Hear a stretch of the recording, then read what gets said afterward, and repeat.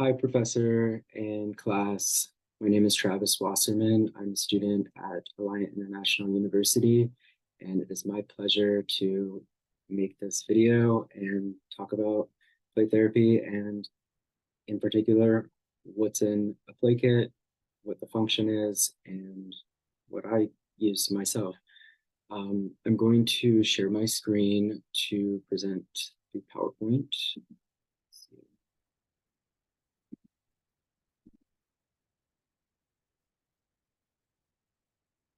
Great. All right. So here we are.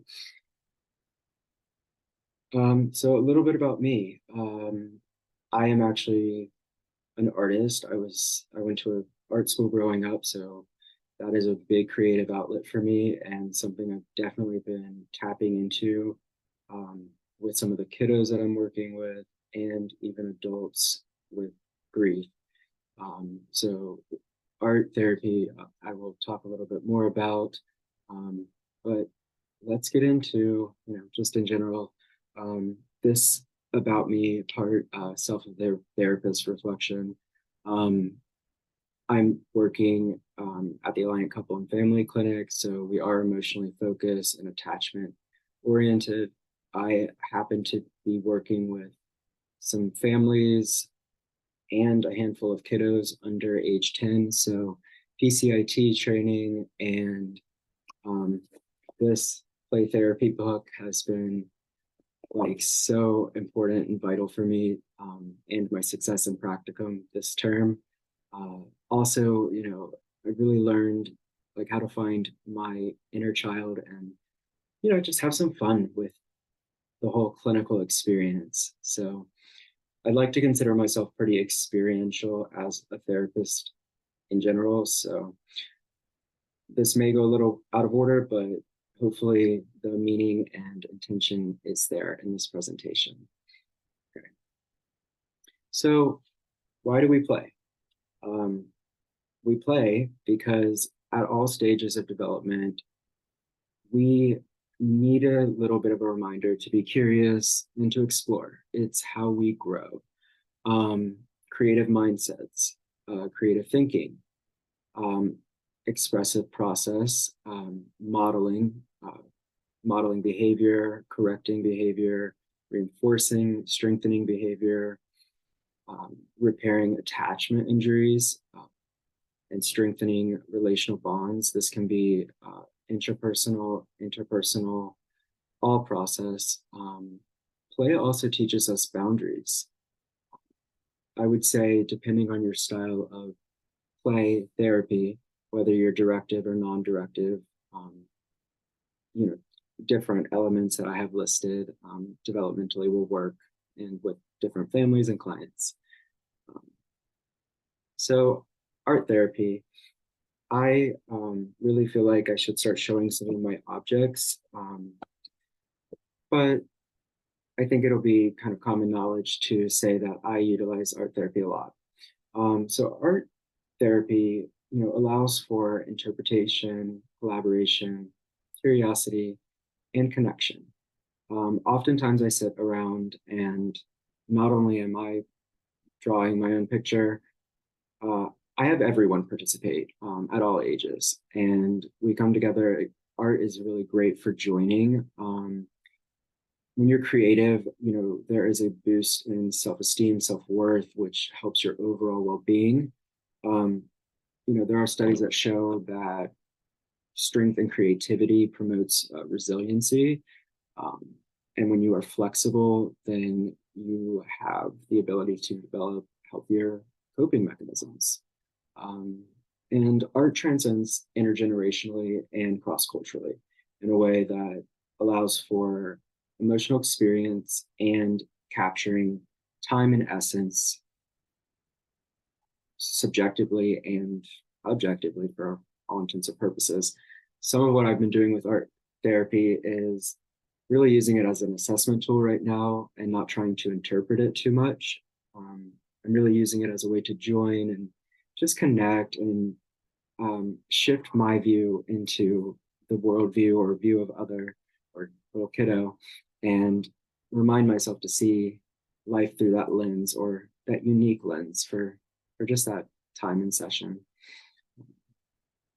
And then some experiences and stories, they're just so painful to talk about. And often I've been doing some grief work.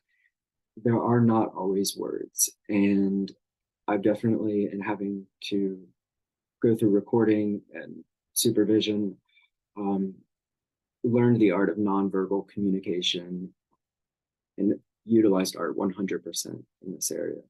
Um, Art promotes relaxation and does reduce anxiety. And of course, some distance so that things can sometimes be expressed and shared in a way that maybe feels uncomfortable, abnormal, unfamiliar. It can act as a connection for, I would say, some talk therapy like deterrence, like psychoanalytic or CBT. So, a picture is worth 1,000 words, right? We have all heard that. So my play kit is very vast. I actually wish I was filming this in the playroom at the clinic, and unfortunately I'm at home and did not plan that well. So doing my best being a kid myself with all the tools that I have. So a play kit provides the tools one needs for play therapy. So for me, as a therapist, I feel like I use myself as an instrument for the work. So the kit is an extension of me and or the family, again, for joining, for safety, alliance, as well as it's a setting. So not only may a young kid, maybe under 10, come into a room, um, I'll use an example. So it's actually one of my objects, and I don't have one with me. One of my kiddos, without breaking confidentiality, his mom mentioned that he was going to see a doctor. So he, long story short, thought that I was going to give him a shot. And that was very far from the truth. So he grabbed a stethoscope and costume, and we really joined from that whole miscommunication of communication. Um, but yeah, so I'm very non-directive. So being in a playroom where first of all there's like a small table and chairs, um, I'm very non-directive. So I have stuff everywhere. So I'm gonna go in order of like kind of how I start my day when I'm doing play therapy or working with families and kids. So this might sound really silly, but self-therapist, bringing my child self in. Um, I like to wear like crazy socks because I tend to dress kind of formal. So it's just a way of showing personality and you know communication. Um, always, always, always art stuff everywhere. That's just a must for the work that I'm doing. Play, play is really great. Different types. Not only have I seen kids grab wire to structurally make things and reinforce them with play, there is that stress release and like you can tell a lot, like distress tolerance, as well as level, you can assess a lot. And there's also, I've been using sand a lot. Sand, there's this impermanence to it. In fact, we have two sandboxes, and I found myself kind of running over and grabbing sand like during session one, and it was fun for me and it helped. Also, we have a lot of like action figures and sand, and it's very interesting to see how um, individuals orient things. And also, as I've been working, I'm thinking of one uh, kiddo in particular. As I continue to work with him, when he is feeling tension and frustration with mom in the room, he will go and disconnect into the sand. And it's just very interesting. It's like clockwork. Um, I don't have action figures with me, but action figures, um, I've got 1,000 different stuffed animals, different themes, different things. I know we've all read about that in our material. I personally bring in like the TY Beanie Babies. I find they globally connect people culturally. Um, Dogs, cats, I mean, super random, teddy bears. Um, I notice blocks are asked for a lot, and action figures and cars. Cars for kids, I feel like demonstrate a sense of like freedom and exploration. Um, Let me see what else I have here. Games, Monopoly, and Mancala. Mancala is great for like all ages, and it's pretty simple. I recommend this. It's for your toolkit. We use a game, I can't remember what it's called. It's like a feeling game. It's like up to like six. I've done it with like six people in a family, and it just gets people talking about their feeling and whatever they want to connect with. Um, I added some things that are not just in our reading, but in staying in our reading. I know that like puppets and dolls, I grabbed some like cultural dolls. They really help to enact stories and tell how people relate with self and others, even in positioning. Also in just practicing, mimicking behavior. Um, it's very interesting to dialogue or to observe. So again, I'm being very non-directive. I observe a lot. Um, if anything, there are times where I've used light avoidance just to like provoke a little bit of like surprise and joy in certain families and kids. Um, so I know like first aid, band-aids, kind of linking that with the stethoscope thing, but I've noticed a lot of empathy even when there is tension within family or parent-child. Oftentimes a kid will feel bad for even the behavior in the therapy session and will like notice like mom's eyes are red or she has a scratch and want to soothe mom or dad. So very important. Books, I have a bookshelf, so I let people grab things, but different types of books. Again, this is really great for assessment purposes, but also in understanding therapeutic goals. Um, I have one a separate client who really wants their child to be bilingual, and that child is not having it.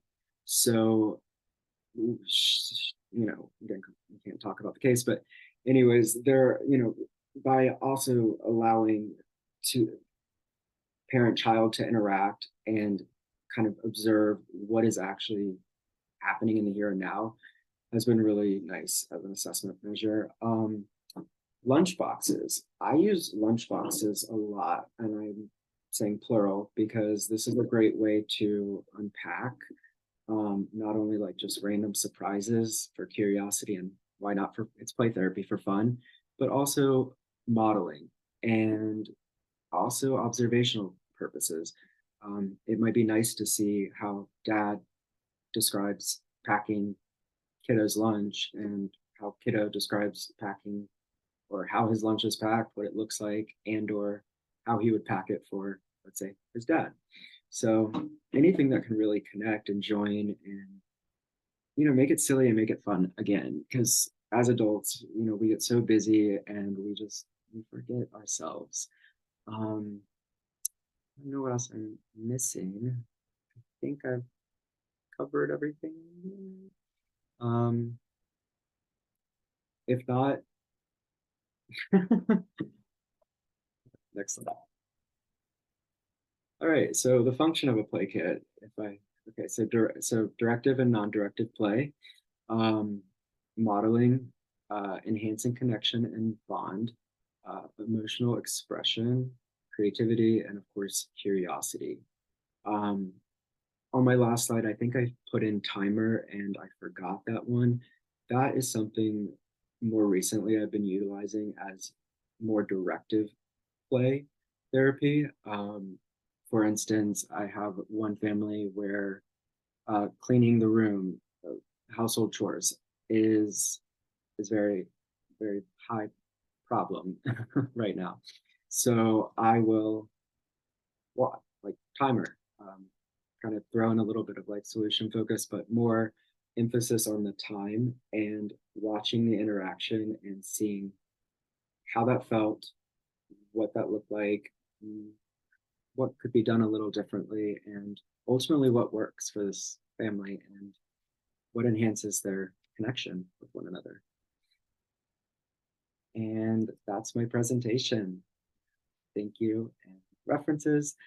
It's been, again, an amazing experience, and I hope to see you in future semesters and courses.